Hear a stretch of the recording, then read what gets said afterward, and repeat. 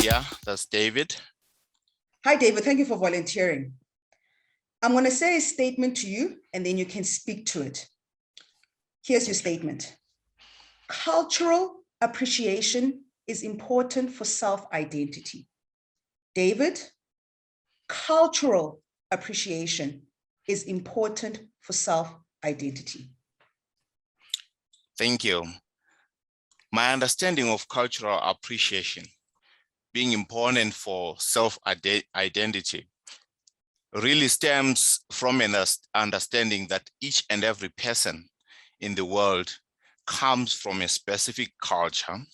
They've been built and groomed over time within a certain culture, and they have to identify themselves for them to be able to achieve the optimal potential of their lives.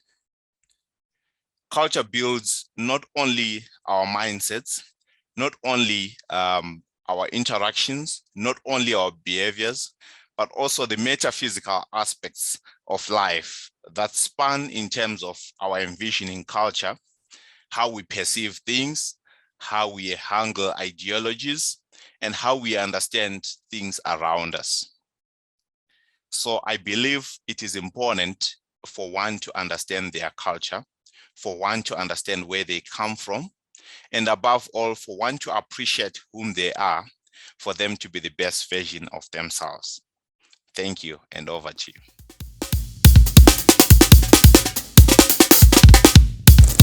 The next speaker was none other than Didier.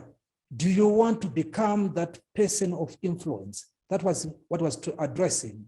I'm sure you will be receptive to the ideas that he shared with us. The evaluator was none other than DTM Rick Raubenheimer. Rick, can you please give us feedback on Didier's speech? Over to you, Mr. DTM. Thank you, Mr. Evaluation Chair. Ladies and gentlemen, particularly Didier, thank you for that speech. It's a great topic. You made it easy to follow, and you certainly got your main point across that influence is not a position, leadership is not a position, but leadership is who you influence. And later on in the speech, how you influence them. So a well-structured speech, but there were certain problems with it, and I'd like to give these to you as points for improvement. This is a level 4 speech, so this is not beginner stuff, and of those who reach level 4, more is expected.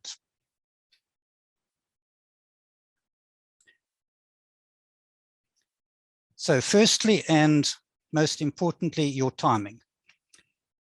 We're aware that it was in the manual a 25-minute webinar, but you were asked to cut it down to 15, and you agreed perhaps this was ill-advised, because in the event you gave us a speech that was more than 20 minutes.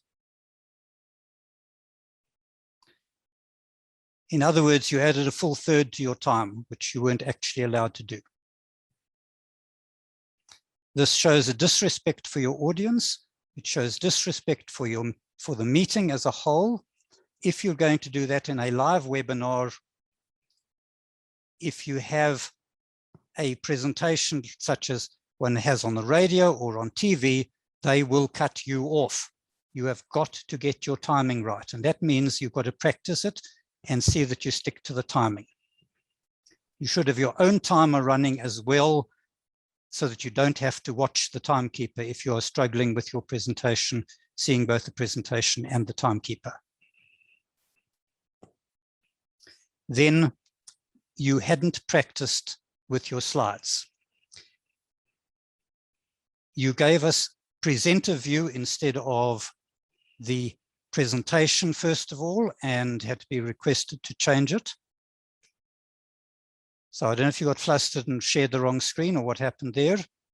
If you have 2 screens, it's easier, but if you have 1 screen, then you just have to make do and move things around. But you must give the correct presentation. And you then went ahead in your slides when you didn't need to and had to come back. Something else I'd like to draw to your attention. You want to give credibility. You want to exude credibility. You want your audience to be receptive to what you're giving them. To give them credibility, you must give them facts. Saying something like, some study by some sociologists is not the way to do it. You need to quote the paper. You need to give the names of the sociologists. You need to say when it was given, the name of the paper, things like that. That will give you credibility and give you a receptive audience. So, in summary, a good speech, but rather flawed. And I'm going to suggest to you, and this is a suggestion, so you can take it or leave it, but I'm going to suggest to you that you try it again. Thanks, Didier.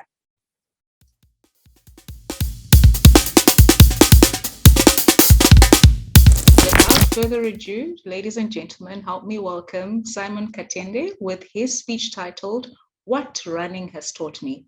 Simon, over to you. Thank you, Madam Toastmaster.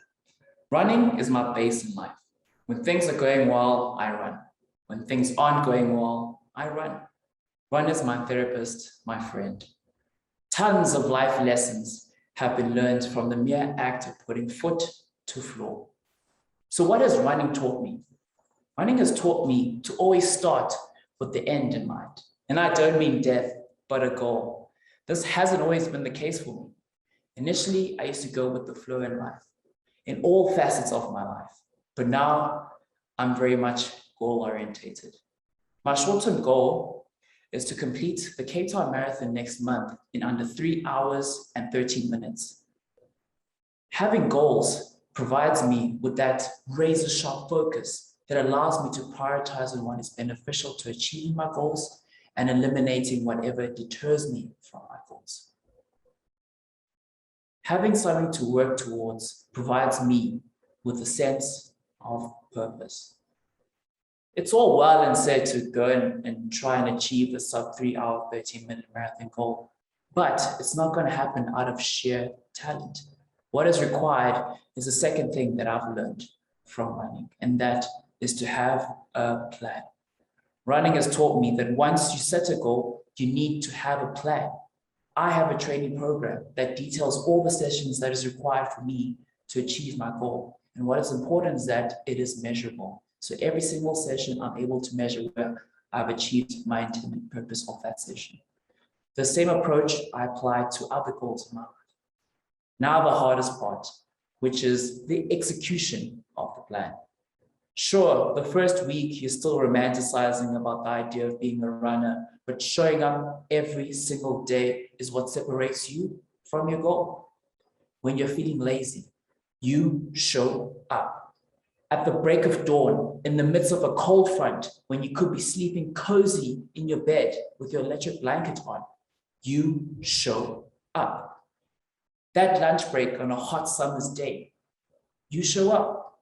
The tenacity to follow up on my running plan gives me the confidence to do the same in my life plans.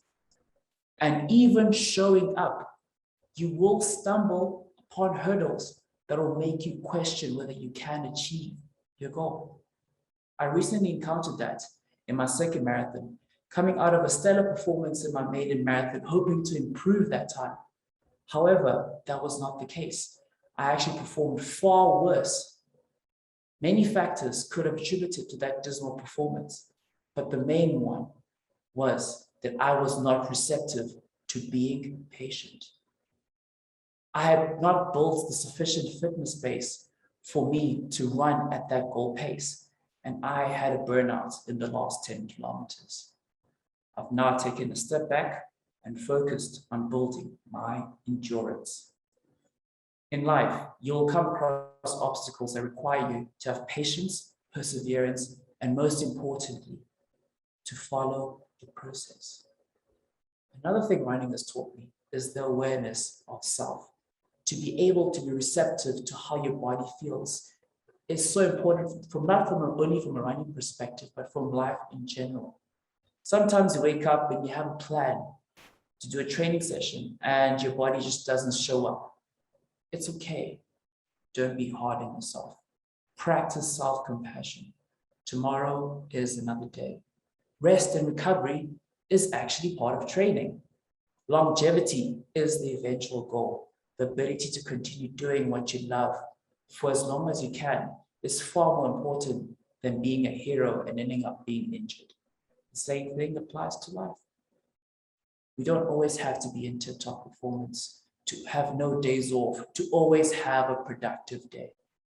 Some days need to be rest days to relax, recuperate, and re-strategize for the upcoming day. But don't rest for too long, because life's hills are waiting for us, and they're not going to climb themselves. Running is a competitive sport. But instead of competing with the runner next to you, you are competing with yourself. You're constantly challenging yourself for that next personal best. Like in the case of my sub 3 hour and 13-minute marathon goal. But this doesn't only stop in running. I'm constantly chasing my personal bests in all the facets of my life, which is a lifelong moving target that has nothing to do with your peers, colleagues, or big media personalities. It's me versus me. Running is all about the preparation. The race is a mere execution of the training. The same thing applies to success.